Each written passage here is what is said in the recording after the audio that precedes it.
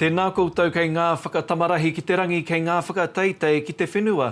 Nau mai hoki mai ki Tapatahi e whakapāhoti ana e whakaata Māori. Welcome to our new online program that puts your questions to officials and decision makers, shares Māori stories and perspectives, and keeps you informed about COVID-19. Tapatahi literally means to unite and is taken from the well-known Māori song Tūtira mai ngā iwi. And it's all about doing this together, so if you have a question or comment, please let us know on our Facebook page. Coming up on the show, we'll be talking with a mother of two who has recently returned home from Australia. We talk with Koro Tuts, aka Jeremy Tātere McLeod, about a Facebook page that's helping tamariki and whānau continue to learn te reo Māori. And we talk with whānau ora providers about the amazing work that they're doing to support whānau. But first, it's time for your COVID-19 update in 30 seconds. Well, today marks a week since lockdown began. There are 61 new confirmed and probable cases of COVID-19 and 82 people have recovered. That brings our total to 708, including one mate, and almost 900,000 around the world, with nearly 44,000 deaths globally. The number of Māori cases rose by 8 to 46. West Auckland whānau are being encouraged to get tested at a community-based testing centre set up at Te Whānau Waipareira. A new clinic is also being set up today in Kaikohe. And for those tennis fans, Wimbledon has been cancelled for the very first time since World War II. Well, whānau ora providers are working around the clock to provide support to thousands of whānau across the country. This week, providers were packing and delivering hygiene packs, kai and other forms of tautoko. Here's Kiriama Wright with more. Ko te rorou iti o te whakaaro nui. Koro nei whānau ora e whakaaro pēnei ana kia tuku atu e tahi roimi ki ngā whānau katoa, ngā whānau i raro i te kaupapa o whānau ora.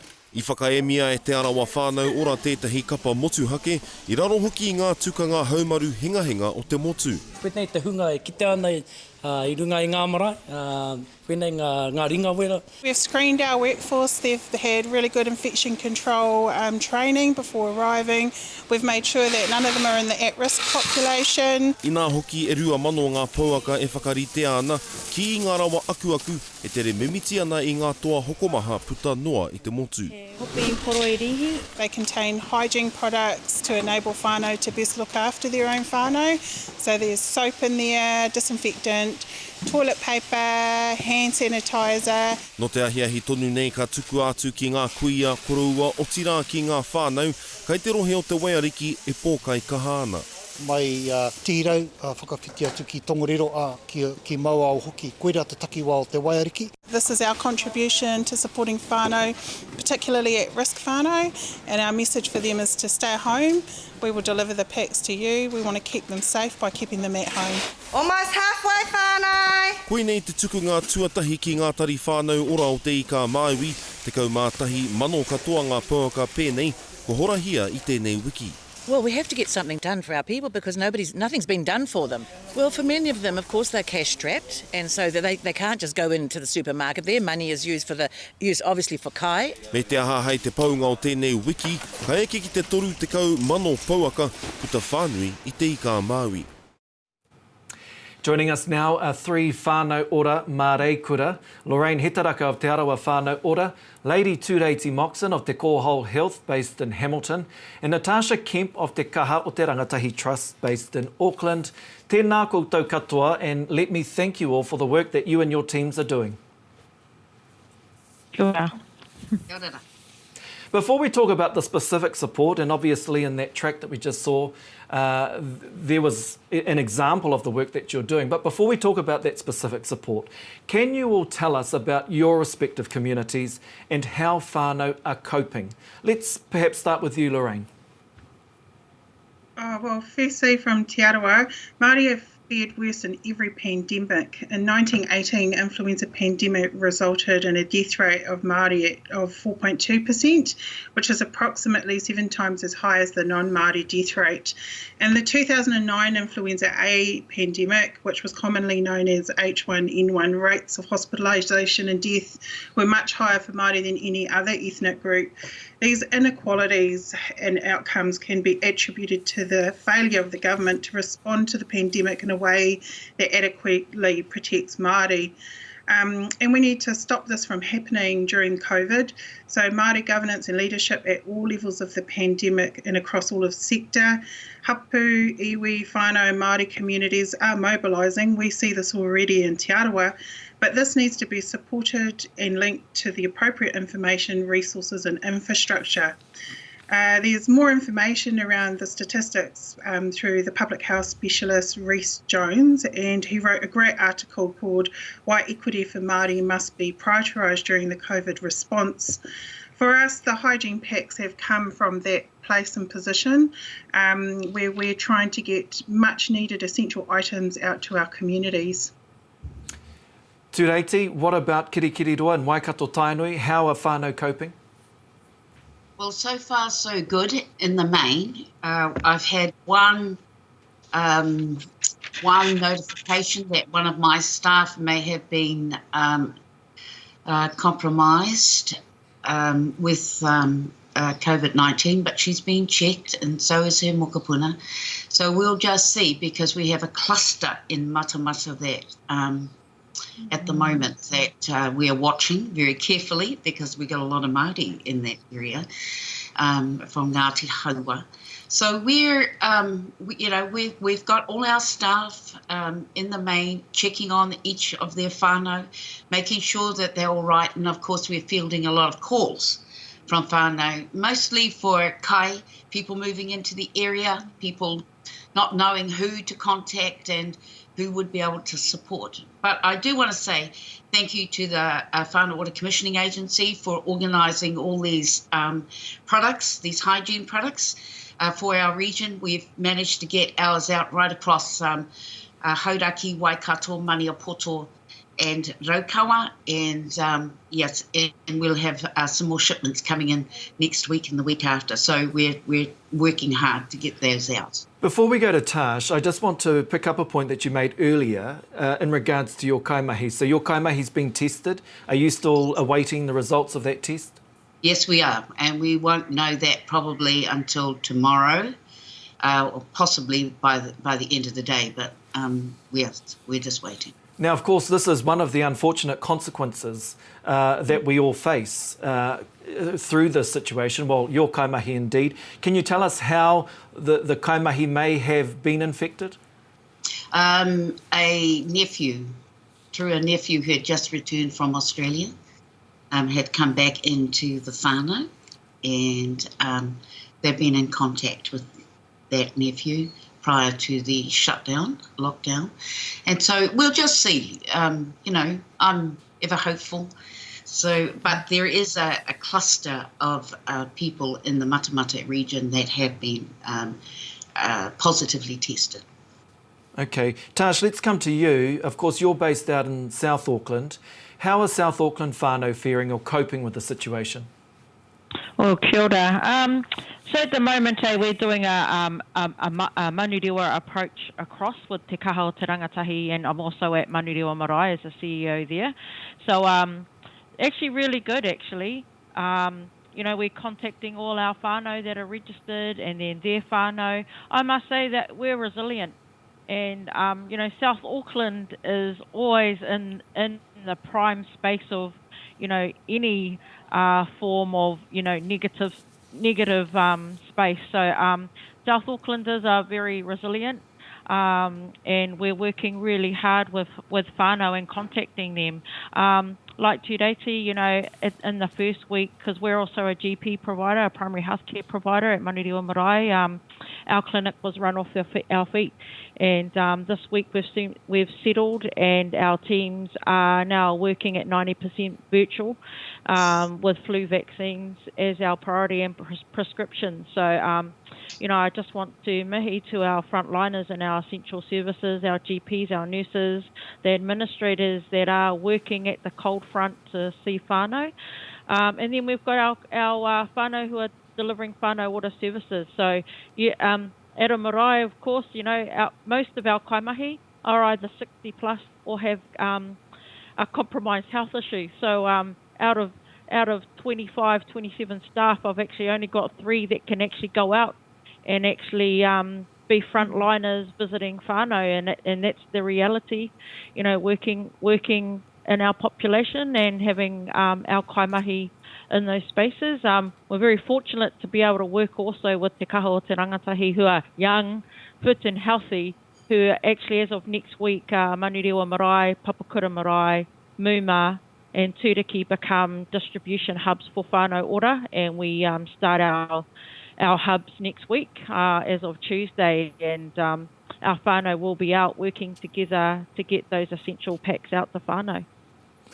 Lorraine, I want to pick up a point that Tash just raised in terms of workforce. Before the program started this morning, you talked about similar challenges that you're facing with some of your older kaimahi. So we've had to move kaimahi that also fell into the same group that Tash talked about, and we've moved them onto a coordination virtual hub, so they're taking phone calls, able to stay within the isolation guidelines, which has worked well for them. And then we've had our younger workforce who have been mobile and have been able to work directly with whānau, dropping off kai packs, hygiene packs, and be our foot runners. Tūreiti, you mentioned the execution, if you like, the delivery of support packages to whānau. How are they being received by whānau? Well, they're absolutely pleased to have the support that they're being given right now, because this is not the only packs. The hygiene packs aren't the only things we've been delivering. We've also been delivering pharmaceuticals, that's medicines and based on prescriptions and whatnot, and we've been taking those out to the various addresses as well, mostly so that we can keep them out of a clinic, because we don't want them coming in if they're well. We do want them, however, to come in if they need to get their flu vaccinations, and so we're separating them from the others that might be coming in, and we're making sure that we're not mixing people who have got flus or coughs or colds with others who are coming in for other comorbidities. On the subject, Tūreiti, of flu vaccinations, do you have enough for your whānau in your region? We heard of a story yesterday about some communities not having enough flu jabs to go around. Absolutely, that is a problem for us. Last week we ran out and we had to wait, and then we got some more in this week, but we'll probably run out of that by the end of the week, and so we're waiting for the next lot to come in. So there is a bit of a lag there, unfortunately. So we've got to just keep up with the play and try and source it in many different places as we possibly can. What about in Manurewa in South Auckland, Tash? Do you have enough flu vaccinations? No, we don't. We'd want all of those whānau that are eligible to get vaccinated, but there's a priority list at the moment. So we are there's a waiting list to get more flu vaccines, and I have seen just an email late last night from another whānau ora provider that was looking for more as well. I must say, in this time of COVID-19, Māori providers have really coordinated and come together, and I think that's one of the gifts of being a whānau ora provider and being part of Waka, with the leadership of JT, and how he's managed to mobilise us really quickly to get us the resource that we need. And it's been really great, and the communication between key leaders and our providers has been amazing. But we all reach out. We're all asking, have you got this? Have you got that? Can we up it? And our providers are putting their hands up. So those have been some great things about COVID-19, but we are still under-resourced. I was going to ask, Tash, do you think you're getting enough support from government? I think it's slowly coming through, and I do believe through our lines of Waka we have been, and that's because of the leadership from JT and how he's pushing to ensure and work at a higher level to remove those barriers and get those resources out to us. I mean, now's the time that we really have to rely on the relationships we've all built as well in our local areas. These are the times when those friendships, those relationships count. And I have actually said to other, I guess, key stakeholders in our community, if you can't remove barriers for us, then why are you in the position you're in? Because, we want to get help to our whānau, we want to support them, but we can't, I've been saying to stakeholders, kaumātua and kuia shouldn't be lining up at the supermarket. They can't do that. We've got to be able to find other ways to remove that barrier for them. So we want to be able to bulk buy, but we can't bulk buy. There's all these issues, around us. The other thing is I can't have kaimahi lining up at the supermarket either for whānau because we're cash strapped. We don't have the resource to give them credit cards to line up at the supermarket to buy for whānau. So, now are the time for those key partners, relationships to really remove barriers for us to make it easier for us to support our vulnerable whānau. I'm interested, Lorraine, to understand what sort of support you're being provided, if indeed you are, from government agencies. So I agree with Tash. We've had fantastic support from the commissioning agency. They've been able to unplug resource and funding and get that to us rapidly. So we've been able to respond to our whānau, which has been great. We've been involved with Te Puni Kōkiri, who have contacted us, and we've been working collaboratively with them. We've also had support from the District Health Board. Our local Lakes DHB have been also very collaborative with us in terms of being able to resource us what they can. So in terms of providing us the up-to-date guidelines, which we've put inside our boxes and information, they've worked very closely with us. We've also been fortunate to have the support of Rotorua Lakes Council, that many hapu within Te Aroha have also supported our organisation and what we've been doing. And the fire brigade, our local fire brigade, have come forth. They have expertise in this particular area, which we haven't previously had. So we've had a really collaborative effort on behalf of government agencies and also non-government agencies, and a really responsive iwi approach to supporting whānau in the region. Tūreiti, of course, whānau ora is built on the whakaaro by Māori, for Māori, with Māori. How are we seeing that, or how are you seeing that during this crisis that we sit in? That approach being taken in supporting whānau? Well, certainly we're taking control of this whole situation ourselves. Certainly Waka has been very instrumental in giving leadership around that. But I think a lot more can be done in terms of the government departments in our region supporting us locally. We did get some support from Te Puni Kōkiri, so thank goodness for that. That did help us to support our people to stay in touch remotely in their homes, so we're actually in contact quite regularly, and they're able to work with whānau remotely and also on the telephone. So I actually think, though, that in the end, if we don't take responsibility for ourselves in our own way, then we're not going to be any better off than we were in the situation of the Spanish pandemic, etc., etc. We're coming up to winter now. We do need more support, though, financial support from these big, huge ministries who have got billions of dollars and who are sitting on it. They should be actually supporting more the providers to do to buy food for those emergency cases on the weekends, in particular when they can't access MSD for kai or for benefits or anything like that. So we do have to have some kind of stockpile of things, and we need support to be able to do that. The other thing is the protective gear. That's been a bit of an issue for us here in the Waikato, not being able to access it, deliveries being really, really slow. And the DHB has given us some support in that, but very, very little, particularly for our home-based support service workers who are going from home to home to home to support people with personal care and things like that. So there's lots of ways in which we can improve.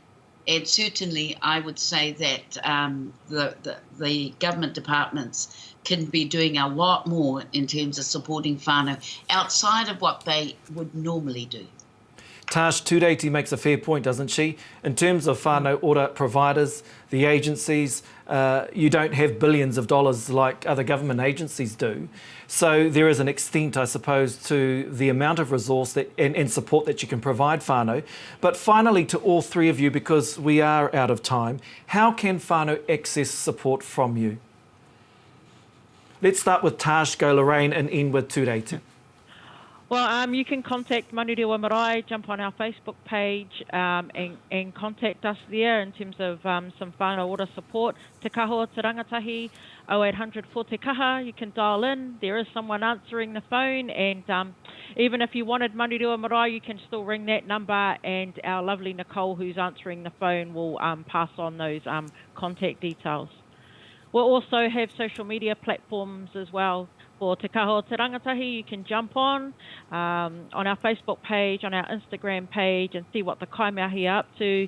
You know, drop them a message. If you need some api, you know, the team will pass on those details and make sure that you are seen.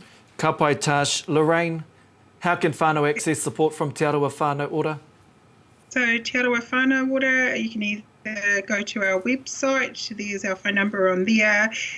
We've got Jasmine, who's managing our call centre, and then we've also got same with Tash's crew, social media, which probably has the most up-to-date real-time information on it. There's email links on there as well as phone numbers on there. So if whānau needs support and help, you know, please give us a call. Tureiti, we'll end with you. How can whānau living in Waikato get support from you? Now we have whānau ora partners in Maniapoto, in Hauraki, in Raukawa and Waikato. And so if you've got any issues, look up in Te Koho Health's website, and you'll see the links to those various partners. Now, they are working very closely with their iwi, so no one needs to miss out. And there will be more hygiene products and perhaps kai coming later on this year. So hopefully prior to the winter setting in and people getting really, really sick. So look up our website, Te Koho Health, and you'll be able to catch and get anybody that you need when you need it. So kia ora. Kei aku mare kura, tēnā rau atu koutou. Thank you again for your time this morning. Please pass on our thanks to all your kaimahi out there at the coalface working to support whānau. E mihi atu ana kia koutou katoa. Kia ora. Okay. Well, next we bring you a story of another whānau that has recently returned home from Te Pāpaka Nui a Māui, Australia. A year and a half ago, Pania Burns moved to Brisbane and set up a small ice cream business. Once COVID-19 hit, the mother of two had to shut up shop. She realised that with no income and no support from the Australian government, she had no other choice but to come home. Pania and her whānau are self-isolating at an Auckland hotel and joins us now. Tēnā koe, Pania. Kia ora, thanks for having me. Pania, let's talk about what life was pre-COVID-19. So I've mentioned that you moved over to Brisbane about a year and a half ago. You set up a business, and what was life like before COVID-19 hit Brisbane? Yeah, so life for us was, pretty good. We kind of just set up over there. Our little boy, who is 5, just started school this year as well. So he was kind of just settling into, daily school life as well. And also, as well as our little ice cream business we have, I had a little casual Monday to Friday hospitality job, which was also vanished when this all happened. So, yeah, it was pretty normal life for us. So life was good, and then, of course, COVID-19 hit. Then what happened? Yeah, so I guess in the space of a week, there were big changes happening. The first one being us pulling our boy out of school, and just not really having any faith, I guess, in the Australian government and how they were kind of handling things. So his school actually remained opened until this week, I believe. So that was the biggest change for us, and then it became the fact that we could no longer trade our little ice cream trailer we do at markets and events and stuff like that. And then I think the following day I got a call about my little casual job I had going that was no longer happening until further notice. So, yeah, it kind of all just hit us all at once. So no income. You're not happy with the lack of government support, and of course you will have been seeing what was happening back here at home at the same time, and that would have encouraged you to make a decision to come home. Yeah, definitely. I mean, we never thought it would come to the point of, having to return home a couple of months ago, but just, seeing the news over here and stuff, and just, I guess, feeling reassured that there was a clear plan being put in place over here, where a plan which everyone could kind of understand, whereas in Australia it was kind of, closing this business but leaving this one open. So there were a lot of grey areas there. So that kind of made us, have no faith over there with how things were being run. And I guess the biggest pull for us was having our whānau and our parents and our kids having their moko, their nana and koro around. So, for us, we just felt like, no, we need to be home at this time and just, take it day by day and see how we go. But, yeah.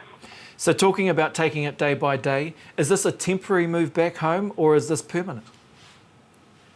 For us, we see it as temporary. We just can't really put a timeline on it because none of us know how long this is going to, go for. So I guess that's why it's important for everyone to, follow the rules so we can all get back to our normal lives and our jobs. And yeah, so it is. We do plan to go back to Australia. We have a house and a mortgage back there. So yeah, we do intend to return eventually. Yeah. Now, of course, over the last few days, the government, the Australian government, announced a support package for families, for New Zealand, some New Zealand families living over there. Would you have been eligible? We have had a look at that, and no, I don't think we will. And that is because, first of all, our casual jobs we weren't there for more than a year. So there's a bit of criteria in there that falls under that new thing they've put out. So I think it's kind of come across as a benefit type payment, which it isn't. So I think whānau really need to have a look at that a bit deeper. And it's confusing because they've called it the job keeper, which sounds similar to the job seeker, which is a benefit over there. So a lot of whānau over there are going to be a bit confused with that. But it is a good step in the right direction, I think, for a lot of whānau over there that have full-time and part-time jobs and things like that, but it's still not enough. Like a lot of Kiwis have moved over, within less than a year on casual jobs because it's quite common over there to start off in a casual role, and especially for Kiwis. A lot of Kiwis over there work in casual roles. So, it's good and it's not good. What's your advice? Because we have thousands of whānau Kiwis that tune into Tapatahi every day that live in Australia. What is your advice to them? I think I don't know the answers to everyone. For everyone, and everyone's situation is going to be different, obviously.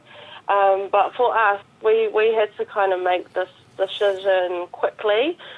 We didn't want to be kind of stranded over there with no money at all, So we acted quite fast and decided, let's just go home and see whatever happens. But I think advice would be to try and save as much money as you can while you're there if you're still in a job. And I think just have a plan in place and, have a plan for what could happen if worse came to worse, to have a bit of money put aside if you have to return home and things like that. So, yeah, And finally, Pania, because the whānau, you're currently in self-isolation at an Auckland hotel. What number day is this, and where are you off to after you're allowed out of the hotel? Yeah, so this is day 7 for us. So I think we're halfway through our isolation, and we plan on going to stay with my mum-in-law in Papakura. But yeah, we all got tested and we're all negative, so that's awesome. But we just wanted to be, super sure that we're not taking anything back to our whānau, and so yeah, we're happy to, remain here until we get the good to go. Yeah. That is fantastic news. Pania Burns, thank you very much for joining us. I'm sure we'll catch up with you when you're allowed out of the hotel, and of course follow your journey back to Papakura. But thank you for your time. Take care and keep safe. No worries. Thank you for having me. Kia ora. Thousands of whānau, tamariki and pakeke are tuning into a Facebook page that provides online reo Māori resources.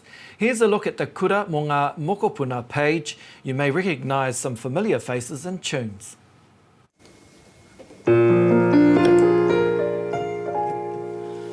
Pepi mako tu tu ru tu ru, pepi mako tu tu ru tu ru, pepi mako tu tu ru tu ru, pepi mako. Tēnā koutou tamariki mokopuna o te motu whānui, ko hono mai I tēnei ahi ki te pānui pukapuka.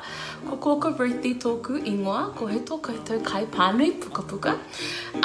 Ko te pukapuka ka pānui hia e tātou I tēnei ahi, ko hohepa te kuru. Kui. Tēnā koutou tamariki mā, me ngā mātua I tēnei ahi. Nau mai ki te kohanga reo o he kura mō ngā mokopuna. Au he pūru. Ka oma ia. Oma atu tu tu ru tu ru, oma atu tu tu ru tu ru, oma atu tu tu ru tu ru, oma atu. Ko te wata o Tāki Timu me tamatea. Ai. Pānia rātou ko karitoki ko... Ka hia mata pipi o nā koe whukiraro. Ko karitoki rātou ko pānia, ko more. Ua mutu.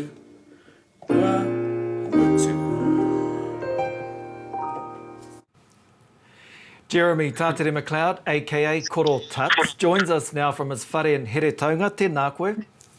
Tēnā koe. Kei te pēhea tō whānau I kona me tō miru. Kei te pai mātou, kei te pai māua, kei te pai hoki a māua tama. Me tā mātou kuri, te pōtiki o te whānau. And we'll talk about your wider whānau shortly in regards to your program that's going out via Māori television as well. But talk to me about your involvement in this Facebook page and why you wanted to be involved. Te Atakura invited me to run a session on pūrākau with the kōhungahunga. I instantly agreed, and then I started to stress out big time a little bit later, realising that my audience was going to be our kōhungahunga, and also thinking, how on earth am I going to fill in a half-an-hour session reading pūrākau? So luckily, my wife agreed to come on board, and we tried to add a hint of humour to our session. Now, of course, your wife, aka Nanny Tuts, yes, can't join us this morning because she's been sent on an errand. But it looks as though you're both thoroughly enjoying yourselves being part of the kaupapa.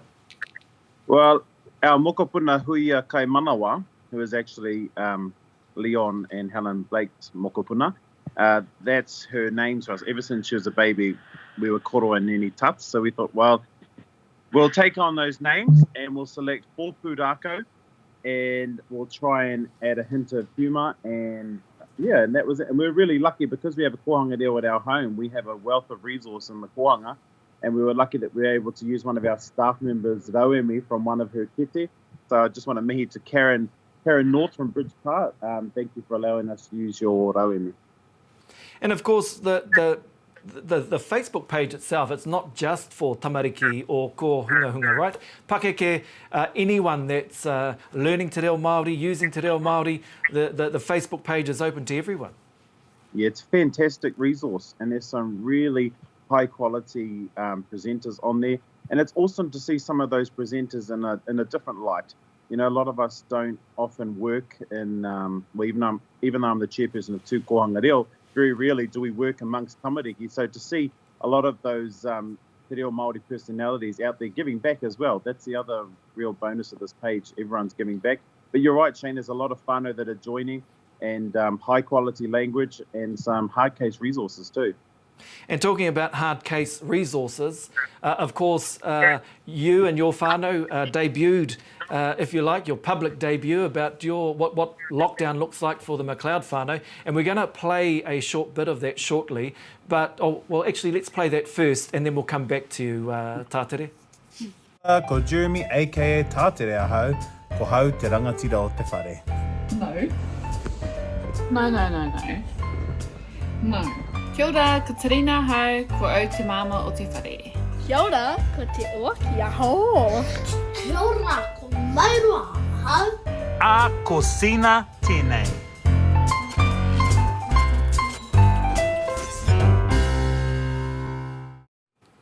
So tell us about Mohoa with the McLeods. What's it about and how are you enjoying it? Or are you enjoying it? Mohoa with the McLeods is it's basically our daily blog of what lockdown looks like for us. None of it is contrived. So a lot of this is raw material. Our sons are, of course, the stars of the show, as well as our new puppy, Sina. But we hope that this series would give an insight into, you know, what a lot of whānau are experiencing. You know, for a lot of us, busy papas or mamas, a lot of us haven't been stuck in the house with our kids for years. So it's another learning experience, really. But every day there's something new, and we're trying to offer some tips of what we're using in our house. We're just lucky because we have some hard case boys who are just natural actors. Your boys are the stars of the show, I have to say. Hoi anō, ko pau te wā kia tāua, e mihi atu ana ki a koe o tira, me tō whakawāte i a koe anō kia mātou o whakaata Māori. Tēnā rau atu koe o tira koutou. Ai, tēnā koe, ai. Ka tira, me mihi ki ngā pūkōrero katoa i whakawātea i a rātou anō kia whakaata Māori i te rangi nei. Join us tomorrow because we've got a great Friday lineup for you. We'll be going into the homes of whānau around the country to see how they're coping with lockdown. Koina a Tapatahi mo tēnei rā, kia piki te ora, te kaha me te māramatanga ki a koutou katoa, hei kona mo tēnei wā.